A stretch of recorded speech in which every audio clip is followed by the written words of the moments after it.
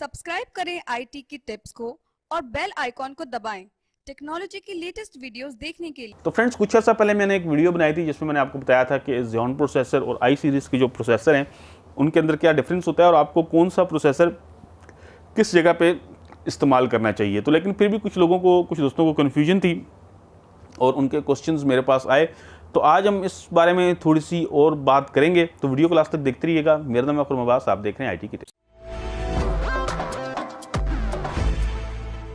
तो फ्रेंड्स, काफ़ी लोगों के क्वेश्चन ये आते हैं कि हमने एक ऐसा पीसी बनाना है जिसके अंदर हम गेम्स भी खेल सकें और वीडियो एडिटिंग भी कर सकें, तो हमें उसके लिए Xeon बेहतर रहेगा या आई सीरीज़ के प्रोसेसर जो हैं वो बेहतर रहेंगे। तो मैंने पहले एक वीडियो बनाई थी जिसमें मैंने आपको बताया था कि Xeon प्रोसेसर जो हैं ये किस तरह से काम करते हैं, आई सीरीज़ के प्रोसेसर जो हैं ये किस तरह से काम करते हैं। तो अगर आप इस चीज़ को समझ जाएँ थोड़ा, तो फिर आपका ये क्वेश्चन बनता ही नहीं है, आपको ये क्वेश्चन करने की ज़रूरत ही नहीं पड़ेगी और आप समझ सकेंगे कि आपने कौन सा काम करना है और उसके लिए आपको कौन से प्रोसेसर की ज़रूरत है।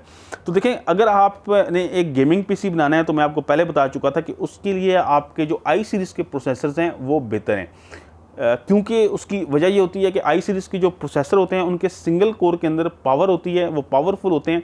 और जो गेम्स होती हैं, जब गेम्स रेंडर होती हैं तो वो सिंगल कोर के ऊपर रेंडर होती हैं, तो उसके लिए आपका ऐसा प्रोसेसर बेहतर होगा जिसके सिंगल कोर की परफॉर्मेंस जो है वो बेहतर हो।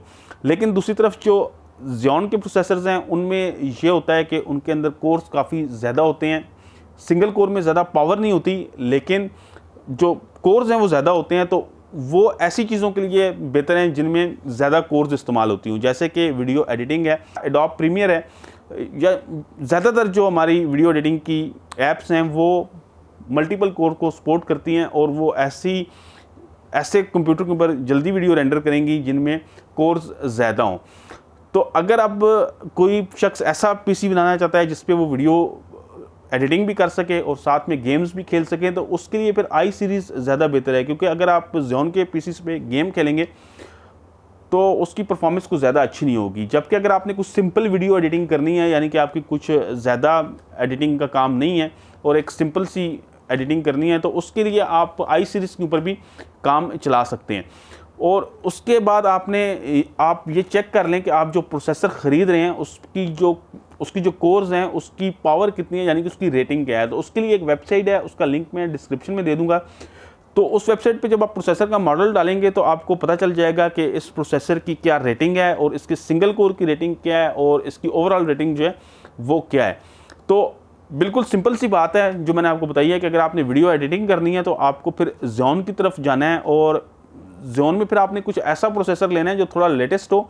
यानी कि पुराने प्रोसेसर अगर आप लेते हैं, यानी कि 2012, 13, 14 के, तो वो भी इतने कोई अच्छे नहीं होंगे। उससे बेहतर है कि फिर आप आई सीरीज़ के नए प्रोसेसर ही ले लें, क्योंकि वो प्रोसेसर काफ़ी पुराने हो चुके हैं और उनके अंदर इतनी ज़्यादा पावर नहीं होगी और वो वीडियो एडिटिंग के अंदर भी इतना अच्छा काम नहीं करेंगे।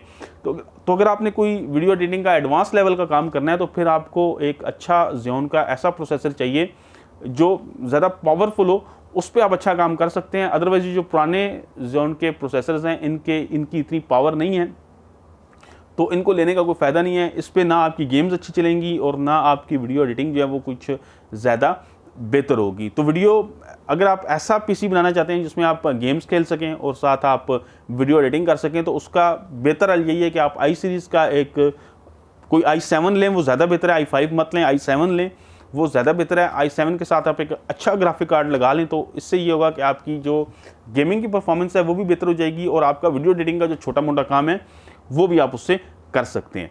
तो दोस्तों, उम्मीद करता हूँ कि मेरी वीडियो आपको पसंद आई होगी। आपको अगर इस टॉपिक के ऊपर ज़्यादा इन्फॉर्मेशन चाहिए तो अब मेरी दूसरी वीडियो है जो मैंने डिटेल से बनाई है और डिटेल से मैंने उसमें समझाया है कि दोनों प्रोसेसर के अंदर क्या फ़र्क है। उसको आप लाजमी देख लीजिएगा, आपकी कन्फ्यूजन जो है वो काफ़ी हद तक दूर हो जाएगी। तो दोस्तों, उम्मीद करता हूँ कि मेरी वीडियो आपको पसंद आई होगी। आप इस वीडियो को अपने दोस्तों के साथ शेयर करें। अगर आपको टेक्नोलॉजी के अंदर इंटरेस्ट है और आप इस तरह की मज़ीद वीडियोज़ देखना चाहते हैं तो आप मेरे चैनल आईटी की टिप्स को सब्सक्राइब करें। वीडियो देखने का बहुत शुक्रिया। अल्लाह हाफिज़।